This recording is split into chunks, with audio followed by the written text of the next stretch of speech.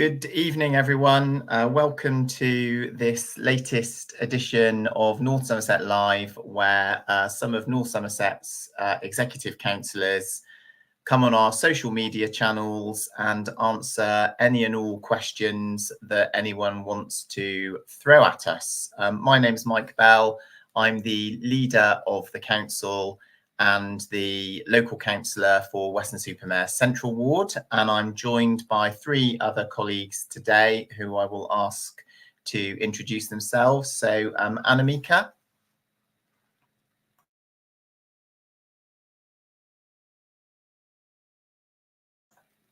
That's a good start because we can't hear you, Annemieke. I'll come back to you in a moment, just in case it's a different technical problem. And Mark, would you like to introduce yourself? Yeah, thanks, Mike. Good evening, all. I'm Cllr Mark Canniford, and I'm one of the executive members responsible for planning strategy, placemaking and economy, and I'm a councillor in Weston-super-Mare from the Hillside area. Thank you very much. And Catherine? Hi, good evening, everybody. So I'm Cllr Catherine Gibbons. I'm the executive member for Children's Services, Families, Education Partnerships, Skills, and I also have responsibility for displaced people and our cost of living response. And I'm a councillor for Milton in Weston-super-Mare.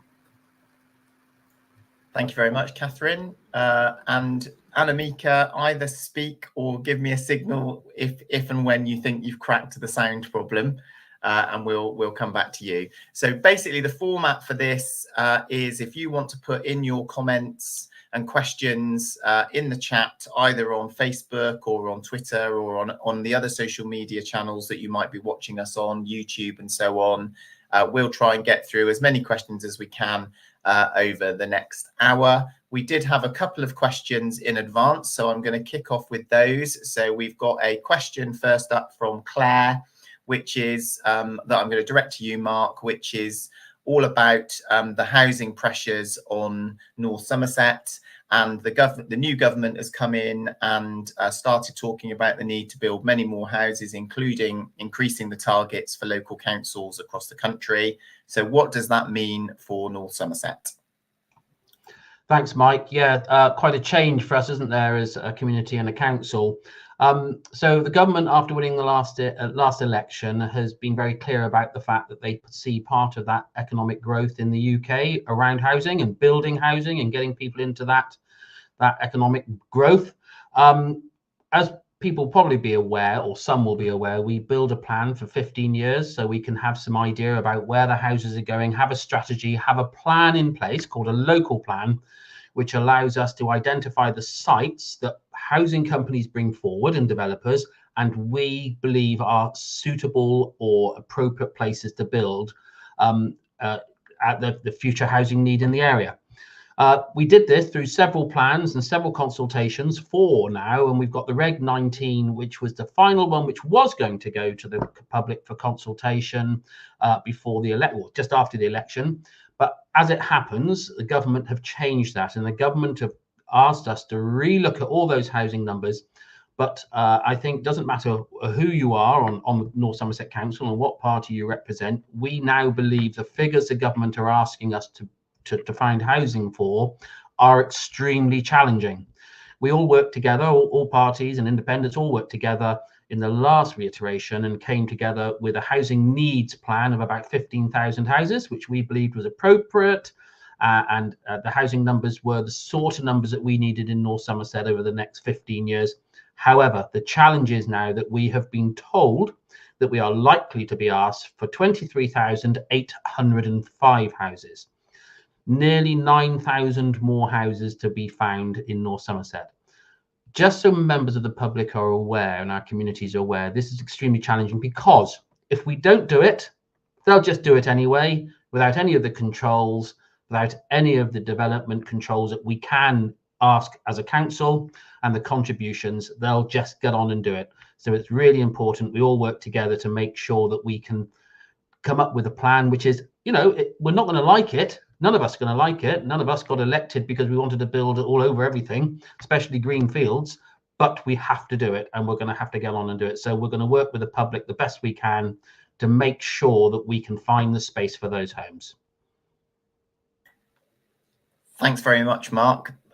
Really helpful intro there. So I'm going to go to a question from Holly Law, who has asked, how can we help as local people and local organisations with the financial pressures and challenges that the council is facing so that the community doesn't feel too bad impacts?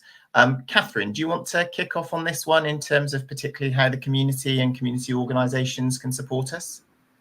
Yeah, sure. Thanks, Holly. As Holly knows, we work really closely with organisations like Citizens Advice, who do a fantastic job of making sure that people are aware of benefits they might be entitled to, which would help people, particularly with the upcoming winter pressures that we all face. I suppose it's very difficult, isn't it, when you sort of say to people, we want you to do more. But I think that is the key. We faced that when we had serious issues around COVID, and we all pulled together as a community. And it was remarkable how that did work, especially in rural areas where I know in my portfolio that we identified people who had some issues that we wouldn't have spoken to had there not been that enormous community sort of spirit. And I guess that's something that we all hoped would continue post-COVID. And to an extent it has, but I think we just have to remember that we are working together, councillors and the public, to do the best we can for everybody. So it's, I think, looking at opportunities where you can perhaps volunteer, or maybe it's something as simple as, you know, donating things to a charity shop, or making sure that your uniform goes to your local uniform shop in your local school. I'm a trustee of another charity, and I'm often blown away by the generosity of the public and what they do for those more vulnerable in our society.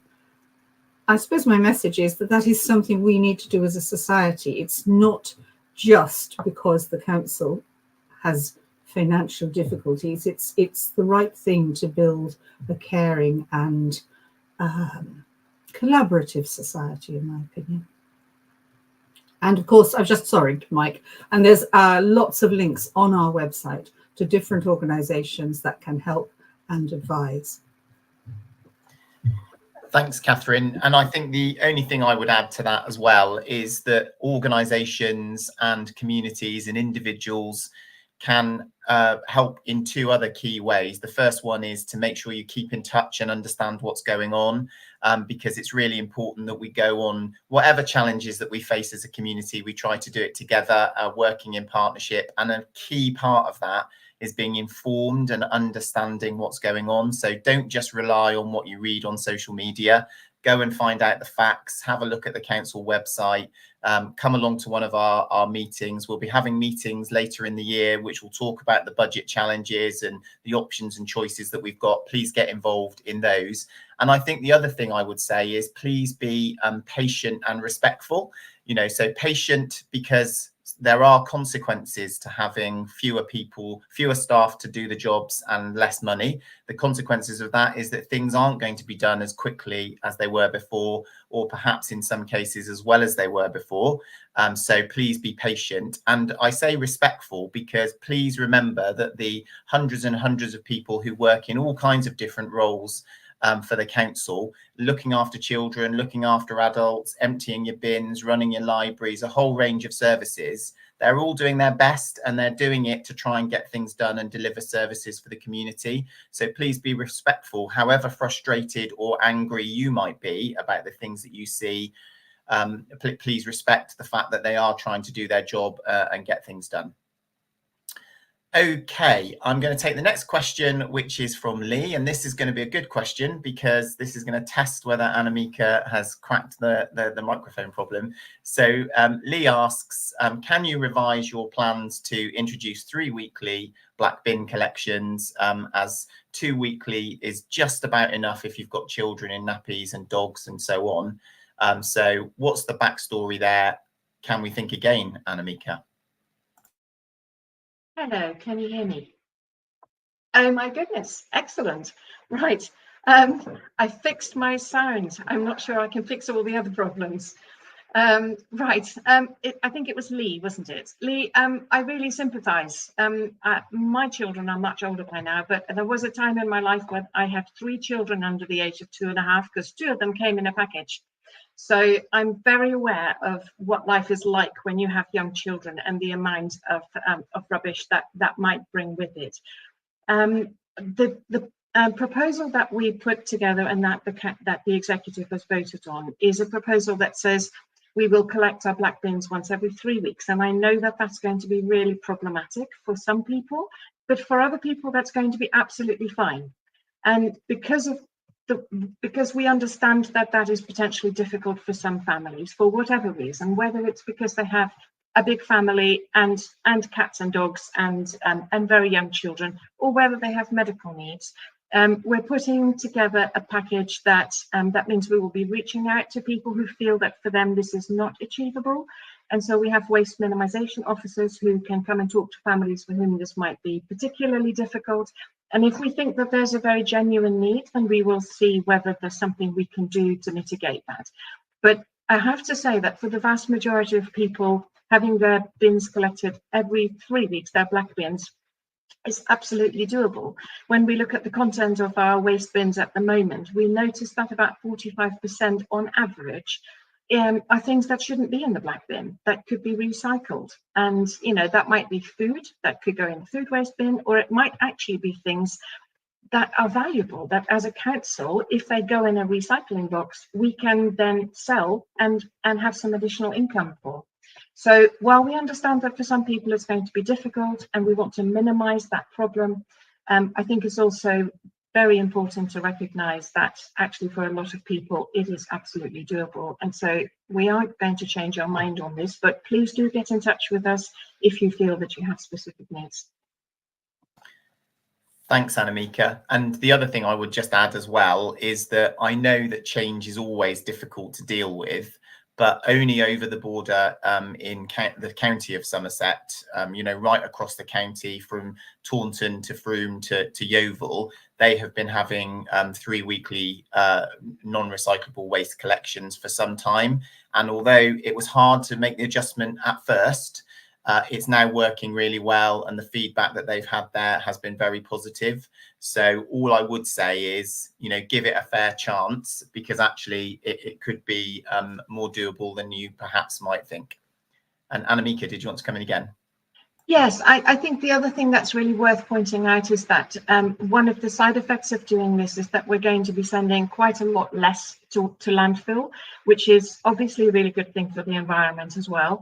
And actually the cost of doing that is quite substantial to us as a council. So it's really important that also we consider that by changing the way we manage our waste individually and as a council, we're also looking to save money. And in the context of what we just talked about, the budget difficulties that we're all facing, I think that's a really important one.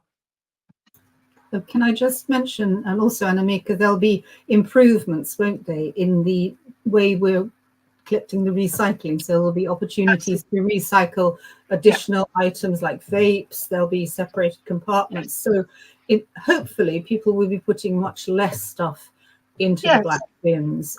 I know, and I know that when I speak to people, they quite regularly say that it's quite a hassle if you have a lot of people are actually really good at recycling and they really want to recycle, but you end up with, I don't know, especially if you have a young family, you end up with endless crisp packets or lots of soft plastics, which you then have to go and take somewhere, because currently our recycling can't take that kind of material. So we're looking at ways of introducing that at the same time as reducing the number of black bin collections, going to increase the opportunities for people to recycle from home rather than having to take that to specific locations. Because, you know, I don't know about you, but some people know exactly where to take it, but not all supermarkets accept soft plastics. So you have to sometimes go really out of your way to do these things. So we're making it easier at the same time in some respects. Thank you very much. Okay, the next question I'm going to take is from Peter Barrington. and he's asked, I'll try and deal with this, Peter. So he's asked, it's now 7 months since the landslide in Hutton that closed the main road, with the owners, builders and insurers still talking about how long it will be. Can North Somerset intervene and do the work at risk? So Peter's absolutely right. The landslide, as many people will know, in Hutton was caused, is on land that's owned by 2 private occupiers, and unfortunately their land and their wall has come down into the main road through Hutton, which is causing significant disruption.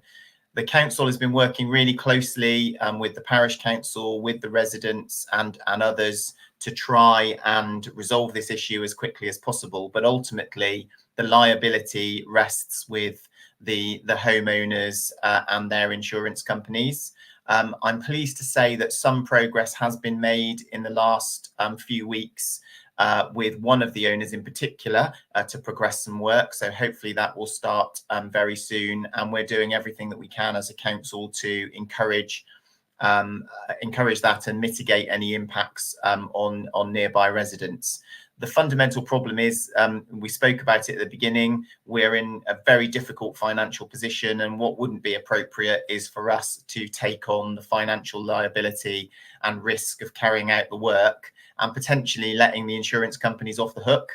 And it's not in our interests as council taxpayers for us to get embroiled in a legal dispute with third-party insurers over this scheme. So what we are doing is everything that we can, including issuing enforcement notices to homeowners and through them, their insurers, to get them to move quicker. But the reality is we've got a process to go through, unfortunately, which is taking its time to reach a conclusion. So I'm sorry about that, but please bear with us as we try and encourage the right solutions for that issue. Okay, the next question I'm going to ask was one we had in advance, which is from David, and I'm going to throw this one at you, Mark, please. He wants to know, in the context of the financial position that's been reported for the council, is the Burnbeck Pier project still alive? What's happening and what's the latest? So thanks, Mike. Yeah, some good news on Tuesday. Council agreed to progress with an opportunity to look for a grant from the National Lottery Heritage Fund, who have asked North Somerset, which is most unusual, to put a grant application in for the full amount, which really does indicate the significance and the importance of Burnbeck in the eyes of heritage within the whole country and not just in North Somerset. So we put that grant in. We've applied for that grant and we'll know by the end of September. So there are still many hurdles to overcome, and we and the team are working really hard to overcome all those hurdles. It was never going to be easy because the council aren't putting money in. So that's a really tricky and very difficult situation to overcome. But the reality is we've done fantastically well as a council to effectively bring the partners together in the RNLI and English Heritage and the lottery and ourselves to come up with a plan and a scheme to try and rescue this lovely old structure, which I think pretty much anyone, if they don't even know it, once they see it, absolutely love it. So we're doing really well. We've still got the planning applications are going in for the bridgeway itself, because it's actually a bridge, not a pier. And what we have currently is the landside money, which the National Lottery has already funded, different fund, there's several of them. We are proposing to start work early next year. Planning applications have been approved. Well, we start the building next year. We have got ongoing works now started on the pier itself to shore it up on the island, as there has been some damage over the years. And we will start the works on the pier master's cottage, the cafe that will be going up there, the landside appearance and the rock face, because obviously when we got lots of members of the public going there, Mike, it needs to be safe. So all going in the right direction, working really closely with RNLI to try and get them back out on the island. And it's proved to be a very fruitful and helpful relationship, but there's still many hurdles to overcome. Thanks very much, Mark. So lots of good work going on Birnbeck, and hopefully more progress and more visible progress will be happening in the coming months. Okay, so the next question, so I'm going to partly throw this at you, Annemieke, but I'm going to partly answer it a little bit myself as well. So the next question is from Rob Larder, who says, obviously, climate change is only partially to blame for the floods and flash floods that we get in parts of North Somerset and across the country for that matter. Is there a programme of works to survey blocked drains before the weather turns, and how effectively is leaf fall managed? So I wonder if I just say something about the highways point, and then it would be useful if you perhaps wanted to just say something about flooding more generally and what we're able to do to tackle that, because there are lots of concerns there, aren't there?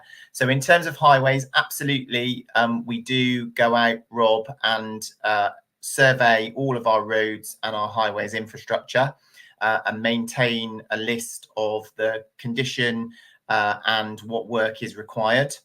The major problem we have is that there's far more work that's needed on the infrastructure than we've got the budget to deliver in any given year. We've got about 697 miles of highway that we are responsible for managing. So you can imagine many tens of thousands of drains, gullies, and so on.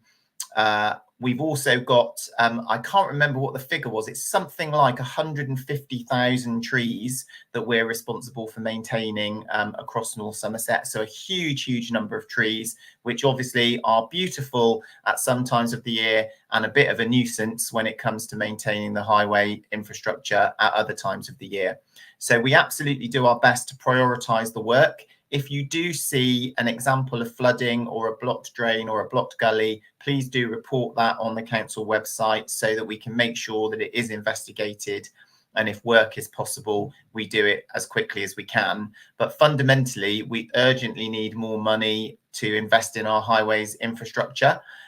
We are grant funded by government for almost all of the work that we do on highways.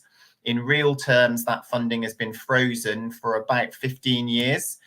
So whilst costs and the number of roads and the pressure on those roads networks, both in terms of weather and in terms of volume of traffic, has increased over that time, the budget has remained static. So unfortunately, we're doing less and less. And as a result of that, we've got this enormous backlog, which at current funding levels will never be able to turn around. So it's very much about progressively managing decline. So we're making a very strong case with the support of our local MPs, who I know have made a real priority of sorting out our infrastructure and particularly our roads and pavements to get more funding from government. But I can't promise you that there'll be any quick solutions to what is a long-standing problem. Annemieke, do you want to say something just about flooding more generally, because it absolutely extends beyond the highway infrastructure? Of course. I think part of the problem, of course, that we need to recognise is that North Somerset has quite a large area of land which is low-lying land, and so it's more prone to flooding anyway. But that's not to say that that is the only problem. I'm personally aware of having done this job now for a year, of a number of locations in North Somerset where we're dealing with really old infrastructure bits like culverts that have collapsed underneath the road, which then means that that road is constantly flooding. But we also have a wider network of organisations that we work with, for instance, the Environment Agency and the IDB, the Independent Drainage Board. And they are responsible for maintaining, alongside us, but they are largely responsible for maintaining some of our rivers and reams in North Somerset.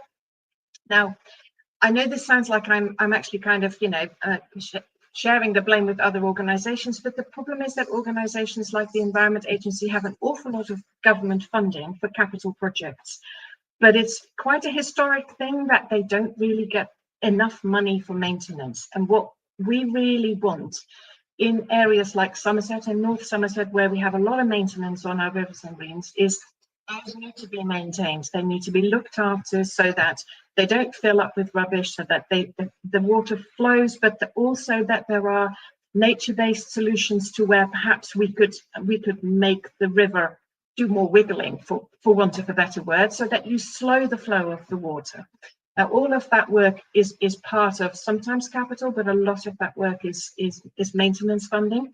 So to a very large extent, we are also dependent on the Environment Agency working alongside us and doing some of that work. So part of our role as North Somerset Council is to work with them, but also to put pressure on them to increase their maintenance budgets. And that is actually something that's an ongoing issue for us at the moment. So we have an excellent flood risk manager who is permanently out and about looking at areas where we do have recurring issues with flooding. But I think, as Mike just said, there is a finite amount of time and money that we have. And it is going to be a question of us working together with the IDB, with the Environment Agency, and ultimately with government to get more funding into things like maintenance. And that's really the only way that we're going to be able to deal with these things on a longer basis. Can I just add quickly? I actually sit on the internal drainage board for North Somerset. It sounds an odd sort of thing, but it's actually extremely interesting and important.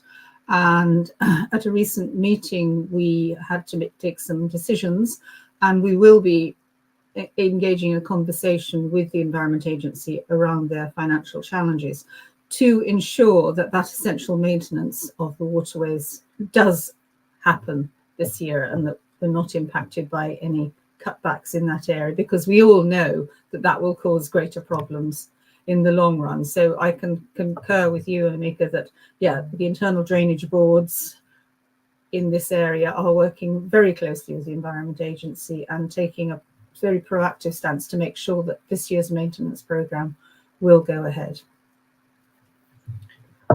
Great stuff. Thank you very much. And the next question, which we also had in advance, was from Jeremy, and I'm going to throw this one at you, Catherine, if that's okay.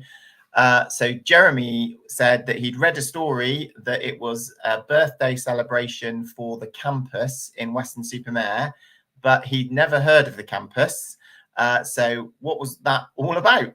So I know that you went to the celebration event. So would you like to tell Jeremy a bit about the campus? Yes, I mean, I'm not as knowledgeable about the campus as Councillor Peter Crew is, who had recorded a little message about how it was built. Largely, he was one of the moving forces behind it, I understand. But it is a wonderful facility. It's actually in Locking Castle, but it serves a lot of Weston Village as well. So if you don't know it, it's quite near Morrison's. Everybody knows where Morrison's is. And it comprises a library. It's got sports facilities, it's got meeting rooms, it's got a cafe, it's closely linked to Heronmore School and also Baytree Special School. And it is a much loved, I would say, institution for these local people around there. And of course, there's the Children's Centre. So the celebration was that it's been there 20 years. It was quite exciting and interesting for those people there, because we are, and our chairperson, our deputy chair, Claire Hunt, had the exciting task of digging up the time capsule from 20 years ago, having a look at the headlines in the Mercury that was buried there.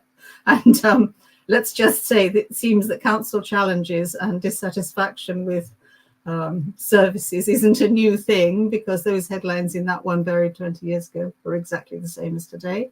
Don't know what that says about us. But anyway, it was a great event where we really saw how the community, the children from Baytree, the children from the primary school and local people come together on a regular basis. So, yeah, I don't know what more I can say, but it's one of our most important places. I think that's really good, and we would all encourage Jeremy and anyone who's never been to the campus to go and have a look, definitely. Yeah. Okay, and the next question I'm going to take is from Amanda. So I'm going to pass this one to you, Annemieke. So Amanda is asking about 3 weekly bin collections again, but actually I think her issue is almost independent of that, which is if you've got to keep your black bin somewhere where it is in reach of the general public passing by, who then tend to use your bin as a bit of a public bin, how are people supposed to manage that, and particularly if their capacity is under pressure when we move to 3 weekly bin collections? And I must confess, this is a very valid question, because there are a number of our areas right across the district where main roads and tourist areas, nighttime economy areas go past people's front gardens, front doors, and I've seen plenty of people putting their rubbish in other people's bins. So definitely one to think about. Thank you for that question. And again, I think it comes down to introducing this in a measured way. So we are already aware of the fact that in some locations this isn't going to work. So there isn't a blanket agreement that we're going to introduce this all over North Somerset for every single household. There are areas where we are going to make a different arrangement, and people who are in those locations will be contacted individually, and it's not on a one person, it will be on a slightly bigger area where we're saying, well, in that particular area or those particular roads, this isn't going to be feasible. So I'm not sure where Amanda lives, but we are aware that for some communities this isn't going to work. So we are going to be selectively introducing this. Thanks very much. Thank you, Annemieke. Okay, so the next question is from Bob Cartwright. Although I'm going to say, Bob, I'm not totally sure it is a question, because I think it's a very good suggestion and it's almost an offer to engage and help us. So Bob's talking about bus stops and the potential to do something differently with the information that's provided at bus stops, and how that can be done in a different format.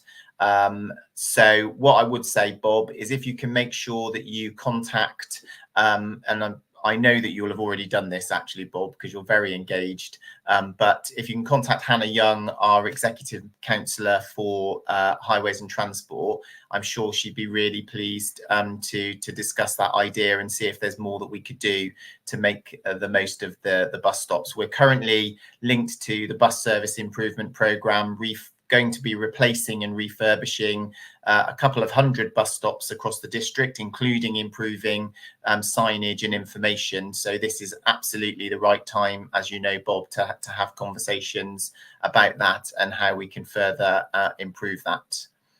Okay. Can I just add? Yeah, we did actually in a recent briefing touch upon the potential for information/advertising at bus stops. I know that there's a plan, isn't there, to introduce quite sophisticated electronic bus timetables, which will be quite interactive and really useful. But that doesn't mean that there isn't potential to take advantage of the ideas that Bob has there in other parts of the bus shelter, and make them a focal point for useful information and advertising.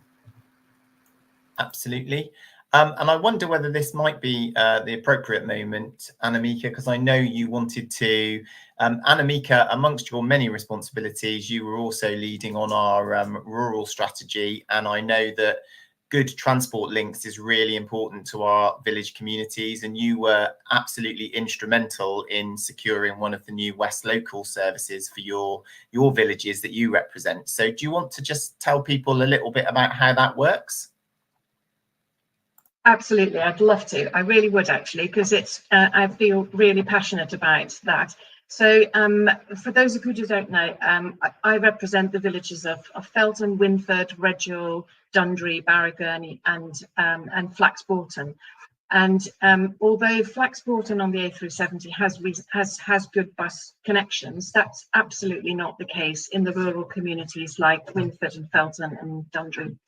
In fact, I don't think that Felton has ever had a bus. And Winford used to have a bus a long time ago, and then it stopped running, and Dundry had one until probably about 3 years ago, once a day.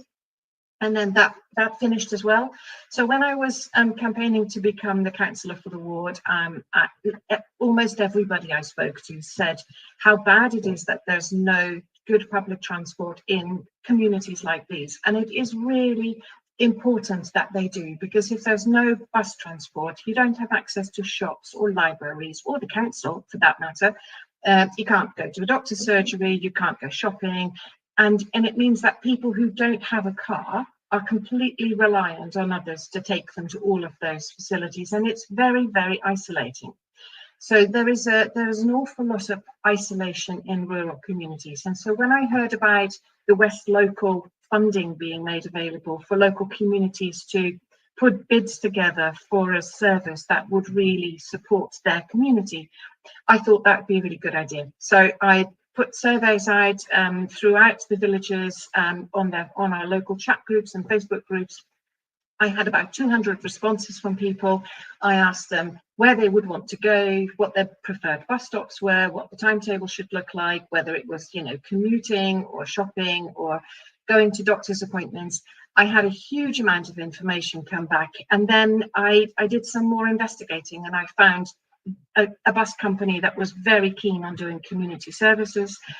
I was really fortunate that the West of England Rural Network was keen to work with me. So, because as a councillor, I can't apply for this funding. I needed someone else to actually put the bid in. They were very keen to do that, as long as I was keen to write the bid. So it was really a joint effort between myself, the West of England Rural Network, and the Big Lemon, who are now our bus company.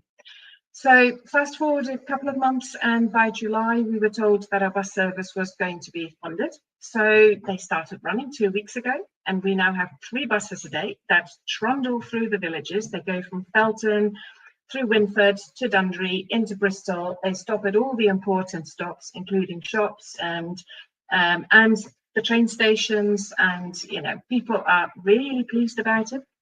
But what we've tried to do through the survey was to make sure that the bus was going to meet as many needs as possible in the community. So yes, we do have a commuter route going in and out, but we also have shopping route that basically allows people to go into Bristol, have a couple of hours there, and then come back again. And we've also been able to negotiate with the bus company, who is genuinely interested in community journeys, that within the precincts of the 3 villages, if somebody has access needs and they can't physically walk to the bus stop very well, they can be picked up from their home address. And so we've tried extremely hard to make this a service for everybody, so that in addition to all of that, it also starts one of its afternoon routes in Backwell at the secondary school, and it picks up about 10 children every afternoon and brings them back to Felton and Winford and Dundry. So actually it's a service for everybody that everybody had a hand in developing. And I'm absolutely thrilled. We have funding for 18 months. We can see how it goes. And I hope very much that it's a success, because I think it's something that was really, really badly needed. And we call it the Pioneer, because we like to think we're pioneering a new form of rural transport. Fantastic, and it's really good to hear that story as well, Annemieke, because not only is it a great success story for the community, but it also shows how much hard work has to go into creating some of these things. So even when the money's available, it's not simple and straightforward to get the processes and the operator and the service in place. But I hope it will be a great success and well supported by residents across that community. So well done. Thank you. Okay, I'm going to move on to the next question. So I've got a question from Damnut that's about we need an indoor swimming pool. So actually, I'm going to assume that that's probably about Weston-super-Mare, but it could be about any of our towns, frankly, because what we do know is that there is a shortage of indoor swimming space across North Somerset. So, for example, Nailsea hasn't got anything at all. Weston-super-Mare has obviously only got Hutton Leisure Centre, which anyone who lives in and around Weston will know is under mega pressure. And as our communities grow, there's more and more demand for indoor swimming spaces. We're really lucky in North Somerset to have some amazing outdoor spaces. We've got obviously the Marine Lake in Clevon, which is an absolute, gem in the district's offer. We've got the fantastic outdoor pool Lido at Portishead, again another fantastic asset, and we've got obviously Marine Lake in Weston-super-Mare, which is available all year round as well. Not to mention the sea. It's not everyone's cup of tea, but we do have the sea as well. but indoor pools are important. The big challenge we've got as a council is how to fund them. So the last big infrastructure development in North Somerset was in fact Hutton Moor Leisure Centre, and it was 30 years ago that was built, and there hasn't been a significant new leisure development including a pool in North Somerset since then. So it's a long time since the council's been able to support that kind of funding, and unfortunately the funds that are available through the government, through the lottery, through Sport England have been dried up really over the last few years, and that's been coinciding with a real increase in costs, so energy costs particularly, but other costs too in terms of construction.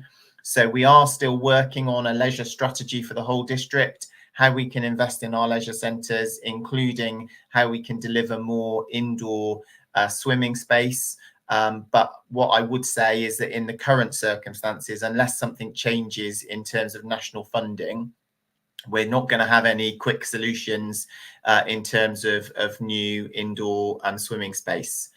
However, my only caveat to that is going to be if there are any private investors out there or developers who would like to come and talk to North Somerset about creating indoor swimming and indoor leisure facilities, we're absolutely all ears and very interested in having that conversation.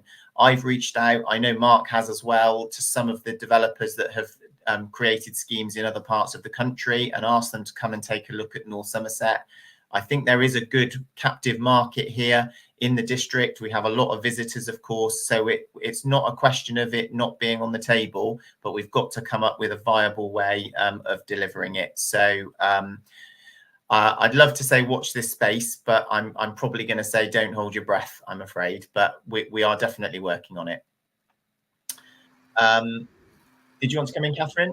Yeah, no, I was just going to say it would be wonderful. I know when young people, it's something that they talk about a lot. And when you think of the successes that our athletes achieved, both in the Olympics, in the pool sports and in the Paralympics, it's really clear that swimming, diving and those kind of sporting activities are really popular. And you've got a whole cohort of young people who've seen that watching those sports on TV, and they really want to get out there and learn. And it's hard if you have to travel a great distance to a suitable pool. So yeah, I agree.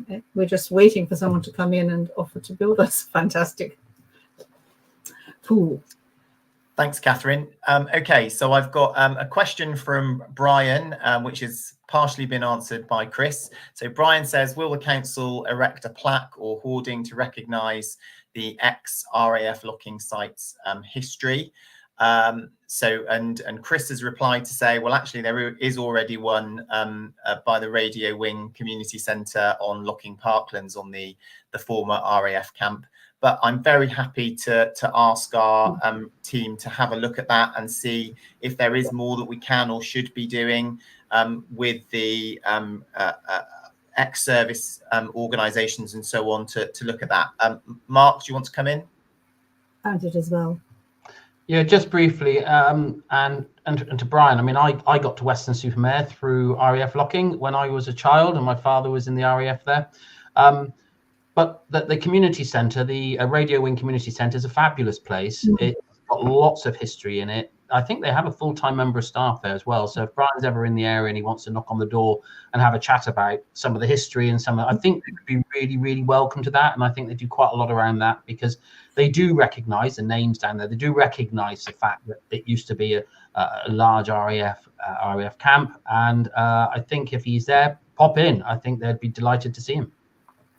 And I was just going to add, if he wants to email me in my capacity as a member of the Armed Forces Covenant Board and the Armed Forces Champion for Weston's Town Council, I'd be more than happy to look at if he has an idea of where another location is to see if we can manage to find some funding through, as you say, the forces organisations. There's quite a few little grants that they will do for this kind of thing to recognise locations and the service that people offered. So if he wants to drop me an email, I'll look into it.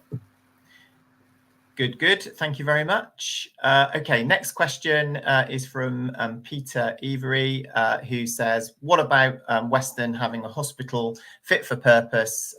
We're building all these houses all the time. We need a 24-hour hospital. And I would say, I completely agree. I think we will all agree with you. And it's not just Weston-super-Mare's hospital, of course, but it serves a large part of northern Somerset, I'm going to say, because it's not just North Somerset, but reaches down to Burnham and Wells as well. The council does not run NHS services. Unfortunately, we're not in direct control about what happens there.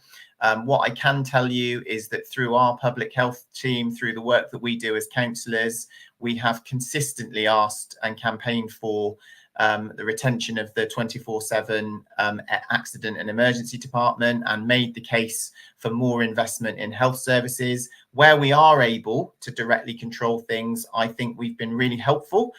So we have helped to deliver a new health centre at Locking Parklands, building a new GP surgery, so that the community there has improved access, and we've tried to do that in other parts of North Somerset. We're still working really hard to deliver a new health centre for the centre of Weston-super-Mare as well, and we'll continue to lobby MPs and government over the wider NHS infrastructure. And you're absolutely bang on, Peter. It's no good building new homes and the government saying, right, you've got to build thousands and thousands of new homes if they don't deliver the infrastructure. So we need the doctors, we need the dentists, we need the jobs, we need the school places, and we absolutely need a hospital service that delivers for our community. Okay. Mike, I was just going, you did Go on. really cover it, but I just wanted to say to Peter, because he might have missed it at the beginning, it's really important to remember the council don't decide how many houses to build.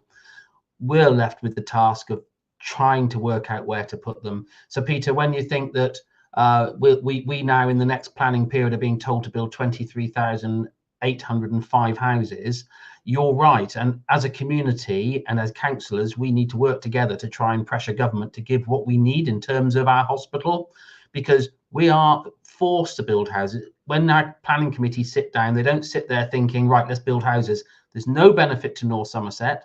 The service costs of running a large housing estate are far greater than the revenue that comes in, and hence the reason so many councils are in the position they're in. So, Peter, we do agree with you, or I certainly agree with you, but I do think we have to get rid of the myth that the council decide to build homes, because they don't. They just have to decide where they go. Thank you, Mark. We've got a question from Gavin, which we did actually cover earlier in the session. So if you want to rewind back, Gavin, but Gavin was just asking what's the current situation with Birkbeck Pier and is work still due to start? You'll get a full answer from Mark if you wind back a bit, but the upshot is yes. Chris has asked, is there any update on the Banwell Bypass? So for those that don't know the backstory with the Banwell Bypass, the council and Homes England have fully funded the proposed bypass. It was all set to start on site back in the spring, but unfortunately the appointed contractor pulled out at the last minute. So we then had to go out and try and find another contractor. In the meantime, we did continue our work, carrying out some of the environmental enabling works and some of the detailed design to discharge some of the planning conditions and some of the compulsory purchase orders that needed to take place. And we have just confirmed that we've got a new contractor in place now, Galliford Try. And so they're already out on site, starting some of the preparatory works ahead of full construction starting. So the good news, Chris, is it's definitely all go on the Banwell Bypass. You should really notice, if you haven't already seen it, work beginning on site, and we're on target to complete that on schedule, despite the setback that we had earlier in the year. It's worth mentioning, by the way, I'm just going to throw this in for a second for the benefit of anyone listening. Sometimes I know residents find it difficult to understand why we can be doing some of these big projects, and at this, like Birkbeck and like Portishead Rail and Banwell Bypass, at the same time as saying we haven't got enough money to empty your bin or fill your pothole. And the reason for that is essentially that a lot of it's the difference between revenue funding, so day-to-day spending on services, which is almost entirely funded by council tax, versus the capital programme, so the spending on big projects, big investments, which is often funded either by grants from government or where sometimes the council borrows in order to invest for the long term. So that's the difference. And invariably, these big projects, we get given grant funding and we're not allowed to spend it on anything else. So we can't just tomorrow say, oh, well, we don't want to do Burnbeck, we're going to spend that money on roads. We can't do that. The government grants us the funding and it's ring fenced, and we're effectively in a straitjacket where we've got to spend it on the purpose that it was granted for. So that's why you sometimes might scratch your head and think, hang on, why are you doing that at big cost, but you're not able to do some of the day-to-day things that we would consider to be a greater priority. And it's one of the big challenges we have as a council, and it's always been the case, how to balance those long-term investments that are needed and that everyday spending. So that's why you'll sometimes see that difference. Okay, I've got a question from Tim, and I suspect all of us might want to say something about this.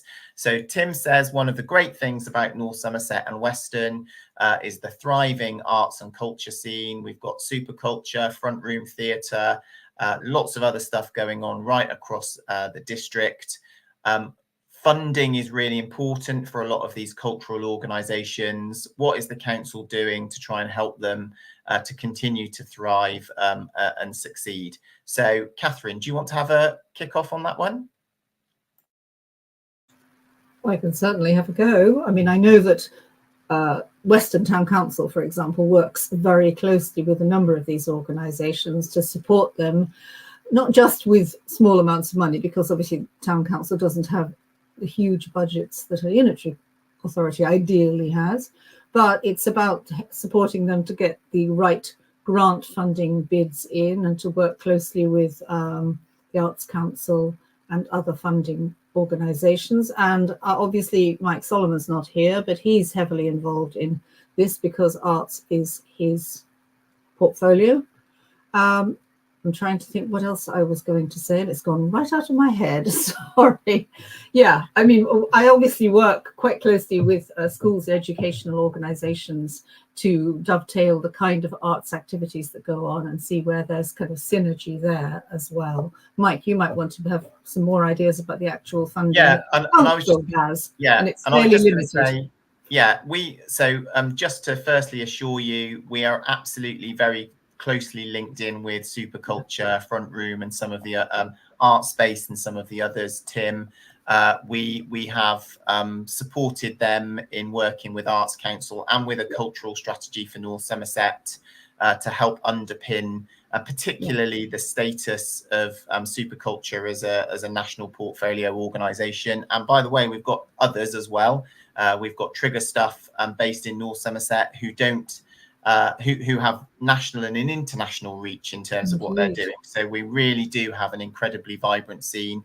We've been able, so Art Space, we previously gave them space in Western High Street to operate out of. We've been working closely with Superculture, Front Room and Art Space to find other opportunities for activity and event space in the town centre. So really, really keen to do that.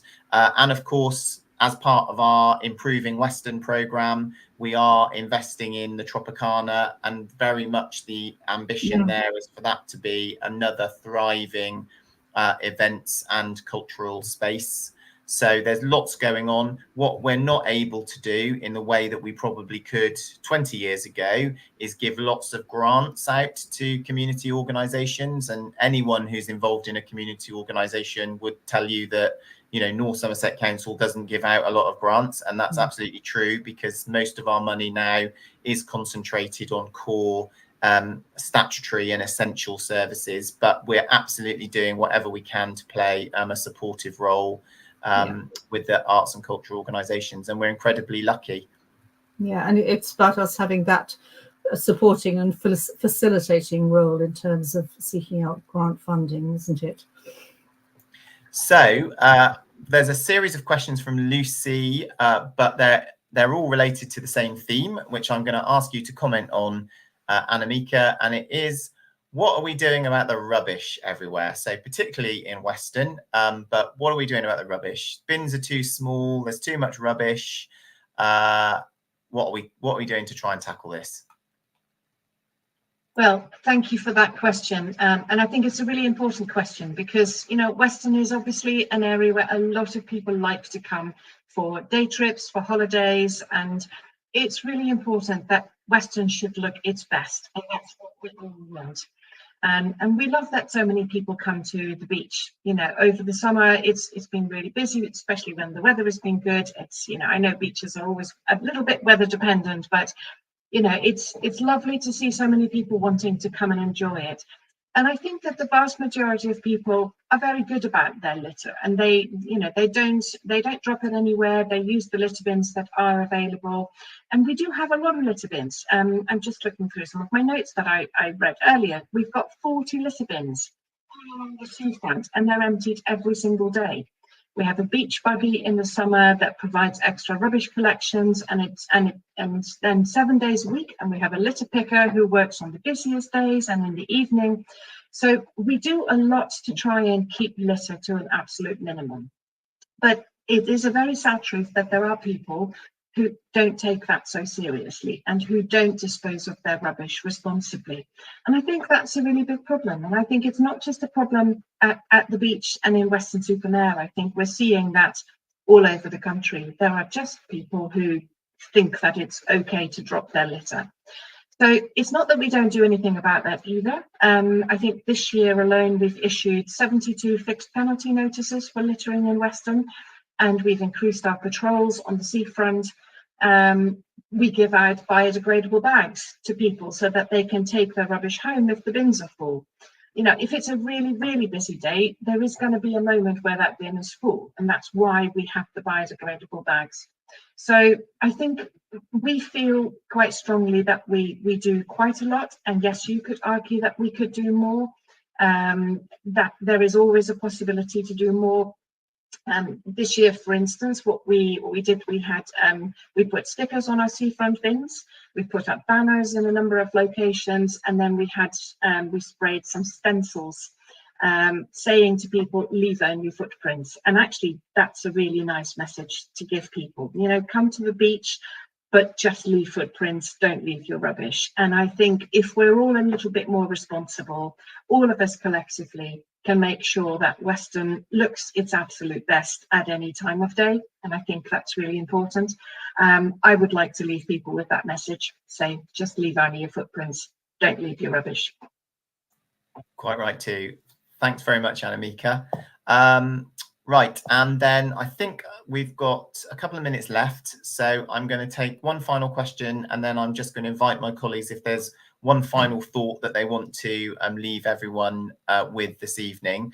So I've got a question from Joe who says, is the Clevedon seafront changes now finished? And if so, do you think it's been improved? So, well, the answer to that is no, the changes aren't finished, because obviously the layout on Clevedon seafront at the moment is as a result of changes that were undertaken a couple of years ago.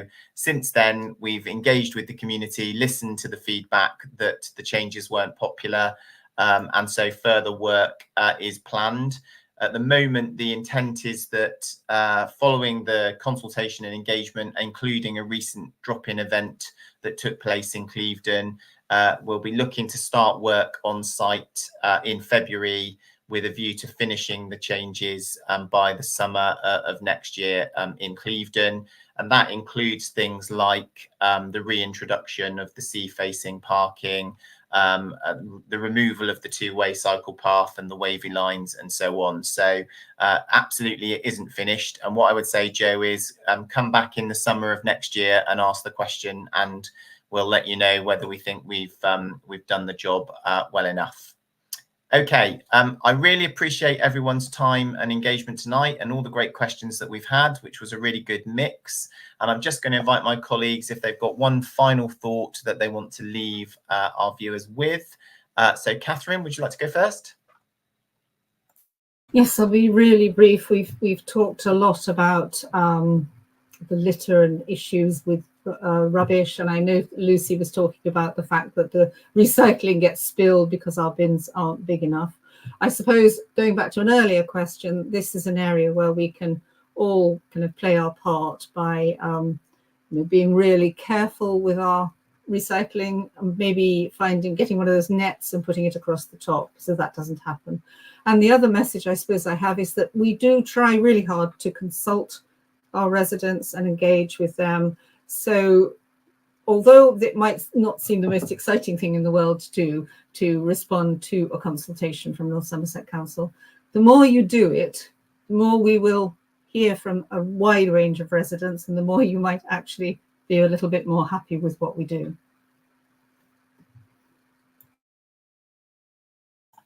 Thank you very much. And Mark? It's a similar theme, but it's about housing, Mike. It's about our residents working with us now to find a solution to this really challenging problem. The fact is, we have to find a lot of space for a lot of homes, and what we need is to work with the residents so we can find the solutions to that, and not just the residents coming back to us and saying we don't want it. Because there is little point us having a consultation where we say we have to produce 23 and nearly 24,000 homes, and we get a consultation response back from the residents saying we don't want any new homes. That can't help us, and it doesn't help us. So please work with us. Please work with your local councillor. Where does it work? Where doesn't it work? I don't want houses there, but I would be able to understand houses there. Help us find the solutions to these problems. It's going to be a big year for the next 2 years. Thank you very much, Mark. And Annemieke? I think I would say that as the newest councillor on this call, because I've only done this for a year and 3 months, I would like to just briefly reflect on how amazing this year has been and how much I have loved being a councillor for my ward, but also how much I've loved being involved in the work that we do at the council. And I know that we sometimes get a really bad press with people, and they just think that we do nothing and that we're useless and that nothing ever gets done. But all I've seen in the last year and 3 months is councillors working extremely hard for their communities and working extremely hard together as well to try and solve some of the problems that we have. When I ran to become a councillor, so many people said to me, I don't know why you bother, there's no money in local government, you know, you're mad, don't do it. And okay, it's perhaps financially worse than I had expected, but that doesn't mean that it isn't worth doing. I think what we do is really important, but we also need the support of our communities.